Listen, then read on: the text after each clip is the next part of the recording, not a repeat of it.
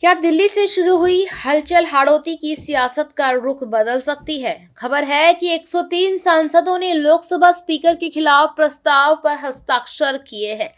जैसे ही यह संख्या सामने आई, राजनीतिक गलियारों में चर्चा तेज हो गई है। क्या यह सिर्फ एक औपचारिक कोशिश है या फिर किसी बड़े सियासी बदलाव की भूमिका? लोकसभा स्पीकर ओम बिरला पिछले कई वर्षों से इस पद पर हैं। विपक्ष का आरोप है कि उन्हें पर्याप्त समय और अवसर नहीं दिया जा रहा और इसी असंतोष के चलते ये प्रस्ताव लाया गया है। लेकिन सवाल ये है कि क्या 103 सांसदों का समर्थन काफी है? लोकसभा में कुल सदस्यों की संख्या को देखते हुए किसी प्रस्ताव को पारित करने के लिए आधे से ज्यादा संख्या चाहिए। राजनीतिक जानकारों का मानना है कि फिलहाल विपक्ष के पास यह संख्या नहीं है। सत्ता पक्ष इसी मुद्दे पर काफी आश्वस्त नजर आ रहा है। राजस्थान की राजनीति में सक्रिय नरेश मीणा लंबे समय से हाड़ौती क्षेत्र में अपनी आवाज बुलंद करते रहे हैं।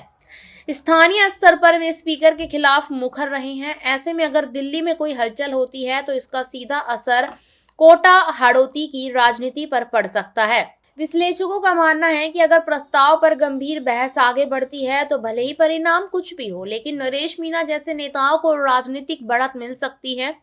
सत्ता पक्ष के पास मजबूत आंकड़े हैं और यही वजह है कि केंद्रीय संसदीय कार्य मंत्री किरेन रिजिजू पहले ही कह चुके हैं कि प्रस्ताव के सफल होने की संभावना बेहद ही कम है।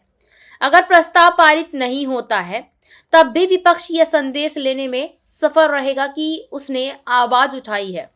नरेश मीणा के लिए यह संघर्ष प्रतीकात्मक भी है। वे लगातार यह संदेश दे रहे हैं कि वे सिस्टम के खिलाफ खड़े हैं।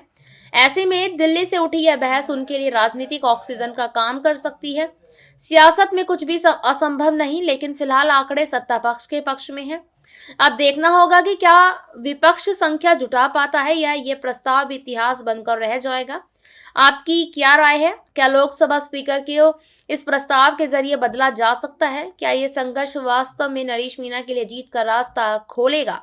अपनी राय कमेंट बॉक्स में जरूर लिखिए। धन्यवाद।